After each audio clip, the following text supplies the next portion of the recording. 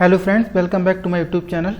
तो फ्रेंड्स, आज की वीडियो में हम बात करने वाले हैं रिसर्च पेपर जो पब्लिकेशन का मैकेनिज्म है वो क्या होता है, ठीक है, किस तरह से और इसमें कौन कौन इन्वॉल्व होता है, किस तरह से ये वर्क करता है, पूरा प्रोसीजर, पूरा जो मैकेनिज्म है किस तरह से वर्क करता है।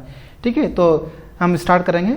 तो देखो, सबसे पहले मान लो कोई ऑथर है, ठीक है, तो सबसे पहले हम बात करते हैं इसमें कौन कौन इन्वॉल्व होता है। तो जाहिर सी बात है, कोई रिसर्च पेपर अपना सबमिट करता है तो उसमें ऑथर इन्वॉल्व होगा, ठीक है, और कोई जर्नल में सबमिट करेगा तो उस जर्नल का एडिटर इन चीफ होगा, और दूसरा जो एडिटर इन चीफ है उस पेपर को रिव्यू करवाएगा तो रिव्यूअर होगा। ठीक है, तो तीन ये मेन है। ठीक है, तो इन तीनों का जो रोल होता है, और इन तीनों के बाद में आता है प्रोडक्शन डिपार्टमेंट। ठीक है, एक प्रोडक्शन डिपार्टमेंट भी, इसका भी एक मेन रोल होता है, हम कह सकते हैं। ठीक है, तो सबसे लास्ट में आता है प्रोडक्शन डिपार्टमेंट। ठीक है, तो देखो, मान लो कोई ऑथर है, उसने रिसर्च पेपर अपना इनिशिएट किया, उसने अपने जो मैन्युस्क्रिप्ट है उसको सबमिट किया। ठीक है, तो जब रिसर्च पेपर सबमिट करेगा अपना, देखो ये जो प्रोसीजर मैं आपको बता रहा हूँ, तो जो स्टैंडर्ड जर्नल्स हैं, जैसे मान लो एल्सेवियर का है, स्प्रिंगर का है, रॉयल सोसाइटी ऑफ केमिस्ट्री का है, और बाकी अदर स्प्रिंगर के हैं, बाकी अदर जो अच्छे जर्नल्स हैं, एससीआई जर्नल्स हैं, स्कोपस जर्नल्स हैं, तो उनका एक स्टैंडर्ड एक प्रोसीजर होता है, उनका एक स्टैंडर्ड एक सिस्टम है। तो उसके थ्रू सारे जितने भी मैन्युस्क्रिप्ट है वो सबमिट की जाती हैं, एडिटर इन चीफ के पास पहुंचती हैं, रिव्यू होती हैं, रिव्यू होने के बाद से वो प्रोडक्शन डिपार्टमेंट में जाके फिर वो फाइनलाइज होती हैं। ठीक है, तो देखो, मान लो ये ऑथर है कोई, और इन ऑथर ने जो पेपर को सबमिट किया, ठीक है, अपनी मैन्युस्क्रिप्ट को सबमिट किया, तो सबमिशन के बाद से सबसे पहले ये किसके पास जाएगी, ये जाएगी एडिटर इन चीफ के पास या चीफ एडिटर के पास जाएगी। तो अब देखो, एडिटर इन चीफ या चीफ एडिटर, इनका काम क्या है कि ये देखेंगे कि जो जर्नल है, जिस जर्नल के जो एडिटर इन चीफ है, उस जर्नल का जो लेवल है, जो रिसर्च का लेवल है, किस तरह के पब्लिकेशन उसमें छपते हैं, ठीक, किस तरह के वर्क को वो लेता है, एक्सेप्ट करता है। तो पहले तो वो उसका जो आपका रिसर्च पेपर है, आपका जो मैन्युस्क्रिप्ट है, उसका वर्क किस लेवल का है, उस चीज़ को देखेंगे। दूसरी बात, बाकी अदर जो उस जर्नल की बेसिक रिक्वायरमेंट है उसको देखेंगे। अगर मान लो जो जर्नल का स्टैंडर्ड और जो बेसिक रिक्वायरमेंट है उसको फुलफिल करता है, तो ये क्या करते हैं, इसको आगे बढ़ा देते हैं। ठीक है, आगे बढ़ा देते हैं। अगर मान लो बेसिक रिक्वायरमेंट्स हैं, अगर वो नहीं है, तो फर्स्ट स्टेप पे ही आपका रिसर्च पेपर जो कैसा होगा, रिजेक्ट हो जाएगा। ठीक है, उसको रिजेक्ट कर देंगे, आप वो दोबारा से उस जर्नल में आप सबमिट नहीं कर पाएंगे। ठीक है, तो देखिए उसके बाद क्या होगा, उन्होंने देखा भाई सारी बेसिक रिक्वायरमेंट है, ये फुलफिल कर रहा है ये मैन्युस्क्रिप्ट, तो वो क्या करेंगे, रिव्यूअर्स को असाइन करेंगे। ठीक है, तो रिव्यूअर को इन्होंने, मान लो देखो क्या होता है कि जर्नल्स वाले जब किसी भी जर्नल में मैन्युस्क्रिप्ट अपनी सबमिट करते हैं, तो वहाँ पे क्या होता है, जो रिव्यूअर्स की लिस्ट मांगते हैं। ठीक है, कोई 5 मांगता है, कोई 3 मांगता है, तो इस तरह से रिव्यूअर्स की लिस्ट मांगते हैं कि भाई आपका जो वर्क है इसको कौन कौन रिव्यू कर सकता है। दूसरी बात, कभी कभी क्या होता है, वो अपने आप से भी भेज देते हैं। ठीक है, कभी कभी आपका जो लिस्ट आपने दी है उसको कंसिडर कर लेते हैं, कभी कभी वो अपने आप से भी भेज देते हैं। तो अब क्या हुआ, उन्होंने रिव्यूअर को असाइन किया, असाइन करने के बाद से क्या होगा, वो रिव्यूअर के पास जाएगी आपकी मैन्युस्क्रिप्ट। ठीक है, अब रिव्यूअर कौन होगा, देखो रिव्यूअर कौन होगा, रिव्यूअर होगा जो उस फील्ड में काम कर रहा है। ठीक है, मेरे और आपके जैसे लोग होंगे रिव्यूअर में। ठीक है, तो वो क्या करेंगे, उस जो भी मैन्युस्क्रिप्ट आई है उस मैन्युस्क्रिप्ट को सबमिट करेंगे। ठीक है, तो मेरे पास भी, मैं बताता हूँ, मेरे पास भी जो है एल्सेवियर के जर्नल्स हैं और स्प्रिंगर के जर्नल्स हैं, रॉयल सोसाइटी ऑफ केमिस्ट्री के जर्नल्स हैं। मैं बेसिकली केमिस्ट्री से हूँ, तो केमिस्ट्री के जो जर्नल्स हैं उनके रिसर्च पेपर्स मेरे पास रिव्यू के लिए आते हैं, और करीब 60 रिसर्च पेपर जो अभी तक मैं रिव्यू कर चुका हूँ। ठीक है, 60 मैन्युस्क्रिप्ट्स अब तक मैं रिव्यू कर चुका हूँ। ठीक है, 60 मैन्युस्क्रिप्ट्स मैं अभी तक रिव्यू कर चुका हूँ। ठीक है, मेरे पास एल्सेवियर का जैसे जर्नल है, European journal of medicine chemistry का आता है, बायो ऑर्गेनिक मेडिसिन केमिस्ट्री का आता है, मॉलिकुलर डाइवर्सिटी का आता है, मेडिसिन केमिस्ट्री रिसर्च का आता है, और भी कई जर्नल्स हैं जिनके रिसर्च पेपर्स मेरे पास रिव्यू के लिए आते हैं। ठीक है, अभी भी मेरे पास एक मॉलिकुलर डाइवर्सिटी का एक रिसर्च पेपर आया हुआ है, और उसकी शायद 8 तारीख है उसका जो ड्यू डेट है, उसके फाइनल जो कमेंट सबमिट करने की 8 तारीख है। ठीक है, चलो जो वो बात अलग हो गई।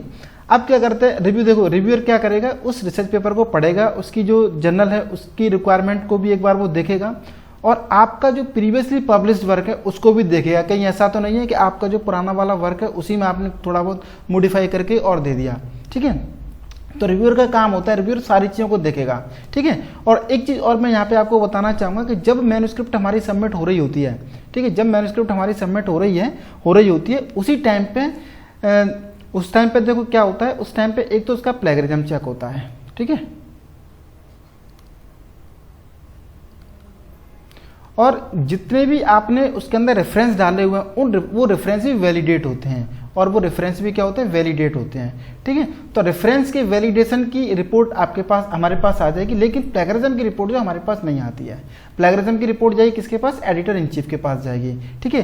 तो एडिटर इन चीफ जो प्लेगरिज्म रिपोर्ट को भी देखेंगे, बाकी जो बेसिक रिक्वायरमेंट है उनको भी देखेंगे, ठीक है। तो अब क्या होगा, मान लो रिव्यूअर के पास रिसर्च पेपर चला गया और रिव्यूअर को एक फिक्स टाइम देते हैं वो कि भाई इतने टाइम में आपको रिव्यू करके भेजना है। और फिर क्या होता है कि जैसे मान लो उनका भी जो टाइम है, रिक्वायरमेंट जो रिक्वायर्ड टाइम है उसके हिसाब से अगर मान लो कोई रिव्यूअर उनके पास टाइम नहीं है तो एक बार दो बार उसको रिमाइंड कराएंगे। उसके बाद से क्या है, अगर इनकेस वो नहीं कर पाते हैं तो वो क्या करता है, रिव्यूअर जो एडिटर इन चीफ क्या करेंगे, उसको विड्रॉ कर लेंगे और अगले रिव्यूअर्स को भेज देंगे, ठीक है। बेसिकली ये काम होता है। अब देखो रिव्यूअर ने क्या किया, आपकी मैन्युस्क्रिप्ट को पढ़ा, मैन्युस्क्रिप्ट को पढ़ने के बाद से क्या है, इनका ऑनलाइन सिस्टम जो देखो बेसिकली जो ऑनलाइन सिस्टम है उसमें ही इनका ऑप्शन होता है, उसमें ही जब ऑनलाइन सिस्टम जो ऑनलाइन का आप जो लॉगिन करेंगे सबमिशन के लिए तो वहाँ पे ही ऑप्शन होता है ऑथर लॉगिन का, रिव्यूअर लॉगिन का और एडिटर इन चीफ लॉगिन का, ठीक है। तो ऑथर लॉगिन जब होता है वहाँ पे वो ऑटोमेटिकली रिव्यूअर वाला हो जाता है, ठीक है। ऑटोमेटिकली एक ऑप्शन आता है रजिस्ट्रेशन के टाइम पे, जब आप जर्नल को रजिस्टर कर रहे होते हैं, जब मैन्युस्क्रिप्ट सबमिशन के लिए आप रजिस्टर कर रहे होते हैं, उसी टाइम पे एक ऑप्शन आता है और उस ऑप्शन पे आप क्लिक कर दोगे तो रिव्यू वाला भी अकाउंट ऑटोमेटिकली आपका क्रिएट हो जाएगा और जो भी मैन्युस्क्रिप्ट्स हैं वो आपके पास आने लगेंगे उसी अकाउंट में, ठीक है। दो अकाउंट आपके हो जाएंगे, एक ऑथर अकाउंट और एक रिव्यूअर अकाउंट, ठीक है।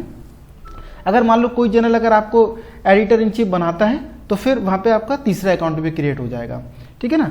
तो देखो अब क्या हुआ, रिव्यूअर ने मैन्युस्क्रिप्ट को पढ़ा, पढ़ने के बाद से उन्होंने अपने कमेंट दिए, ठीक है, उन्होंने अपने कमेंट दिए। अब क्या होगा, जो एडिटर इन चीफ है, एडिटर इन चीफ क्या करेंगे, उन कमेंट्स को पढ़ेंगे, ठीक है। एडिटर इन चीफ क्या करेंगे, उन कमेंट्स को पढ़ेंगे, उनकी जो रिकमेंडेशन है रिव्यूअर्स की, उस रिकमेंडेशन को वो स्टडी करते हैं, ठीक है, ठीक है। अब उन जो कमेंट्स हैं, जो रिकमेंडेशन है रिव्यूअर की, उनको एडिटर इन चीफ देखते हैं। देखने के बाद से क्या करते हैं कि उन्होंने क्या रिकमेंडेशन है उनको देखते हैं। अगर मान लो दोनों 2 या 3 रिव्यूअर को भेजते हैं, बेसिकली किसी कोई जर्नल जो 2 रिव्यूअर को भेजता है, कोई जर्नल 3 रिव्यूअर को भेजता है, ठीक है। और 2 या 3 जितने रिव्यूअर को उन्होंने भेजा उनके सबके पॉजिटिव कमेंट आने चाहिए, तभी आपका जो रिसर्च पेपर उसमें एक्सेप्ट हो पाएगा, अदरवाइज नहीं हो पाएगा, ठीक है। तो अब वो क्या करते हैं, उन्होंने जो रिकमेंडेशन उनकी जो रिव्यूअर है, रिव्यूअर की रिकमेंडेशन को देखेंगे। रिकमेंडेशन देखने के बाद वो उसका डिसीजन लेते हैं कि ये मैन्युस्क्रिप्ट है वो किस तरह की है। अगर ऐसे मान लो कि तीनों रिव्यूअर्स हैं, उन्होंने कह दिया हाँ भाई ठीक है, इस लेवल पे ये मैन्युस्क्रिप्ट इनकी ठीक है और इसको एज इट इज लिया जा सकता है, तो एडिटर इन चीफ क्या करेंगे, उसको जो है एक्सेप्ट कर लेंगे, आपकी मैन्युस्क्रिप्ट एक्सेप्ट हो जाएगी, ठीक है। कभी कभी क्या होता है कि जब रिवीजन, कभी कभी वो देखते हैं कि नहीं अभी इसमें रिवीजन की जरूरत है, जैसे मान लो लैंग्वेज की कुछ दिक्कत है या फिर रिजल्ट्स हैं, रिजल्ट्स को कुछ वो उस लेवल पर ले जाना चाहते हैं, जर्नल का जो रिक्वायरमेंट है उसके लेवल पर ले जाना चाहते हैं, या फिर और डीपली वो जानना चाहते हैं कि जो आपने अपने रिजल्ट्स दिए हुए हैं, जो आपका डिस्कशन है वो है कि नहीं है उस लेवल का, ठीक है। तो उसको और मतलब क्लियर होना चाहिए, कोई और क्लियर है कि नहीं है। अगर नहीं है तो वो क्या करते हैं, उसको रिव्यू कराते हैं, ठीक है। तो रिवीजन कराएंगे, उसका रिवीजन, ठीक है। तो रिवीजन जो 2 तरह का होता है, एक होता है मेजर रिवीजन, एक होता है माइनर रिवीजन, ठीक है। एक होता है मेजर रिवीजन और एक होता है माइनर रिवीजन, ठीक है। तो देखो मेजर रिवीजन में क्या होता है, जैसे मान के चलो कोई आपका कोई कंपाउंड है या आपका कोई रिजल्ट्स है जो भी आपने दिए हुए हैं, या कोई टेबल है तो उस पूरी टेबल को मॉडिफाई करवाएं, या फिर मान लो कोई नई रिएक्शन के लिए वो कह दें, या फिर कोई नया एक्सपेरिमेंट परफॉर्म करने के लिए कह दें वो कि भाई ये है, ठीक है, आपने ये किया हुआ है, ये और करो आप, ठीक है। और ये करने के बाद से इसका रिजल्ट्स हैं अपने जो ऑलरेडी आपने किया हुआ है उसके साथ में कंपेयर करके वो दो, ठीक है। तो उस तरह का जो रिवीजन होता है उसको मेजर रिवीजन कहते हैं। माइनर रिवीजन में क्या होता है, छोटी छोटी चीज़ें हैं, जैसे मान लो कुछ करेक्शंस करवा रहे हैं वो, उन्होंने कहा भाई टाइटल थोड़ा सा इस तरह, इसको टाइटल को ऐसा कर दो, या फिर मतलब कह सकते हैं रिजल्ट्स को रीसफल करवा रहे हैं, ठीक है। तो वो एक माइनर रिवीजन होता है। या फिर लैंग्वेज की छोटी मोटी दिक्कत है या फिर टेबल वगैरह में कोई छोटी मोटी प्रॉब्लम है तो उनको वो क्या करेंगे, माइनर रिवीजन में भेजेंगे, ठीक है। अब मान लो रिवीजन के लिए आपका आ गया, ठीक है, तो मतलब रिवीजन रिक्वायर्ड है, तो रिवीजन रिक्वायर्ड है तो क्या है, आपकी मैन्युस्क्रिप्ट जो क्या होगी दोबारा से ऑथर के पास आ जाएगी, और जो कमेंट्स थे कमेंट्स भी रिव्यूअर के कमेंट्स आ जाएंगे, ठीक है, आपके पास। अब आपको क्या करना होता है, जो भी आपके जो कमेंट्स आए हैं, जो रिव्यूअर्स ने आपके कमेंट्स भेजे हैं, उन कमेंट्स को आप क्या करोगे, स्टडी करोगे। ठीक है, स्टडी करने के बाद एक उसका प्रॉपर फॉर्मेट होता है। तो इस नेक्स्ट वीडियो में आपको वो भी बता दूंगा किस तरह से जो आपके कमेंट्स आए हैं उन कमेंट्स को आपको उसमें ऐड करना है। ठीक है, उनको करेक्शंस को या कमेंट्स को आपको इनकॉर्पोरेट करना है, वो भी मैं बता दूंगा नेक्स्ट वीडियो में। ठीक है ना। अब क्या करेंगे, पूरा आप जो भी कमेंट्स हैं उन कमेंट्स को आप पढ़ेंगे, पढ़ने के बाद से उनको सारे के सारे जो आपके कमेंट्स हैं उनको उसमें इनकॉर्पोरेट करोगे। इनकॉर्पोरेट करने के बाद से उसकी एक सिंगल फाइल बनती है, जो रिव्यूअर्स हैं उनका पॉइंट वाइज एक फाइल बनती है। तो उस फाइल के अकॉर्डिंग आपको जितने भी आपके कमेंट्स हैं उनके रिप्लाई देने होंगे और रिवीजन के टाइम पे वो फाइल अटैच करनी होगी, अपलोड करनी होगी पूरे रिसर्च पेपर के साथ में। ठीक है, अब आप करोगे। ठीक है, सारे ठीक है, प्रोसीजर पूरा वही रहेगा जो मैं आपको बता चुका हूँ कि वो एडिटर इन चीफ के पास जाएगा। एडिटर इन चीफ देखेंगे कि जो कमेंट्स आए थे वो कमेंट्स इन्होंने फुलफिल किए हैं कि नहीं किए, इनकॉर्पोरेट किए हैं कि नहीं किए हैं। तो उन जो भी कमेंट्स हैं, देखो कभी कभी क्या होता है, जब जैसे मान लो माइनर कमेंट्स हैं और एडिटर इन चीफ ने देखा कि भाई हाँ ठीक है माइनर कमेंट्स हैं और इन्होंने इनको फुलफिल कर दिया है, तो क्या है आप फिर वो रिव्यूअर के पास नहीं भेजेंगे। ठीक है, ये वाला स्टेप फिर अगला वाला नहीं होगा। अगर मान लो उनको लगता है कि नहीं रिव्यूअर की जरूरत है तो वो फिर दोबारा से रिव्यूअर के पास भेजेंगे। मान लो अगर तीनों ने अपने अलग अलग कमेंट्स दिए हैं तो तीनों को जाएंगे। अगर मान लो एक ने कहा है कि नहीं मेरे हिसाब से ओके है, तो फिर उसके पास नहीं जाएगा। ठीक है, तो जिन्होंने भी कहा कि नहीं रिवीजन रिक्वायर्ड है, तो रिवीजन के जो कमेंट्स होंगे वो उनके पास जाएंगे, फिर दोबारा से रिव्यूअर उनको देखेंगे। रिव्यूअर देखने के बाद से क्या है, जो भी कमेंट्स है आपके एडिटर इन चीफ के पास जाएंगे और एडिटर इन चीफ जो है फाइनल डिसीजन लेंगे। ठीक है, तो इस तरह से ये पूरा जो आपका रिसर्च पेपर सबमिशन का जो मैन्युस्क्रिप्ट सबमिशन का पूरा जो सिस्टम है वो काम करता है, मैन्युस्क्रिप्ट के सबमिशन से लेके और आपके एक्सेप्टेंस तक। अब क्या है, जैसे आपका रिसर्च पेपर एक्सेप्ट हो गया, एक्सेप्ट होने के बाद अब ये क्या होगा, ये प्रोडक्शन डिपार्टमेंट में जाएगा। ठीक है, अब क्या होगा, ये प्रोडक्शन डिपार्टमेंट में जाएगा। प्रोडक्शन डिपार्टमेंट में जाने के बाद ये क्या करेंगे भाई, इनका जो प्रॉपर फॉर्मेट है उस फॉर्मेट में डालेंगे। उस फॉर्मेट में डालने के बाद ये आपके पास आएगा, एक प्रूफ रीडिंग के लिए आएगा, फाइनल करेक्शंस के लिए या फाइनल प्रूफ कह सकते हैं हम। ठीक है, फाइनल प्रूफ। ठीक है, फाइनल प्रूफ के लिए आएगा ये आपके पास। दूसरा देखो, जो भी स्टैंडर्ड जर्नल्स हैं उनमें आप एक बार ही वो लेते हैं, क्योंकि उनके पास बहुत सारे रिसर्च पेपर्स होते हैं, बहुत सारे उनके पास मैन्युस्क्रिप्ट्स होती हैं, तो वे एक बार ही लेंगे। ठीक है, फाइनल अगर जैसे मान लो फाइनल आपने जो प्रोडक्शन वाला जो फाइनल जो वो है उसका प्रूफ है वो आपने सबमिट कर दिया, तो आगे उसमें आप कोई चेंज नहीं कर सकते हैं। ठीक है, फाइनल हो गया मतलब हो गया। ठीक है ना। इंडिया में कुछ जर्नल्स हैं वो एक बार, दो बार, तीन बार भी कर देते हैं। ठीक है, लेकिन जो स्टैंडर्ड जर्नल्स हैं वहाँ ऐसा नहीं होता है। ठीक है ना।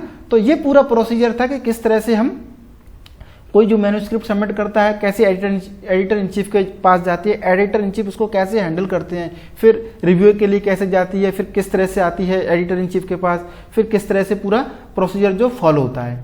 ठीक है ना। आज के लिए इतना ही। अगर आपको ये वीडियो अच्छा लगा तो वीडियो को लाइक करें, शेयर करें। अगर आप मेरे चैनल पर नए हैं तो मेरे चैनल को सब्सक्राइब करें। Thank you very much.